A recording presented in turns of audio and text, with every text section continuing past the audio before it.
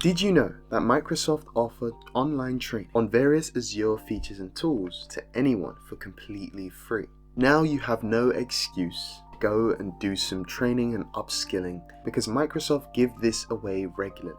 Here, let me show you. It's called Microsoft Virtual Training Days, and they have a range of areas where they hold virtual events and conduct training for people. And we're looking for English and we're looking for Azure. So let's go to Azure and find out what they've got.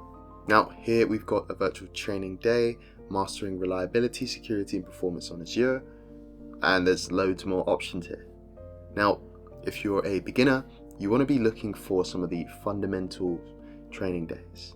For example, we've got an Azure virtual training day for the fundamentals, and we've even got a virtual training day for AI fundamentals. Let's check that out.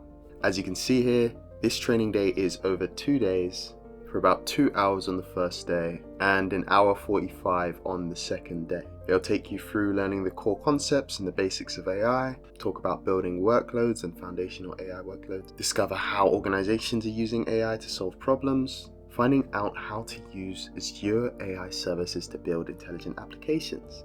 And after this training, they give you 50% off the Azure AI Fundamentals exam. Several years ago, they actually used to give these away for free, but now they're giving 50% off the AI Fundamentals exam, which is the AI 900. And it was the same if you did the Azure Fundamentals one. They'd give you 50% off the Azure Fundamentals exam, and so on. It's a foundational course, it's got breaks in between, and you get the idea. So this is a great opportunity. There are loads of options here for training on different areas that you might be interested in. If you want to do some training on data fundamentals, there are so many different events and topics on this website, so check it out. So you have no excuse to go and do some training directly from Microsoft.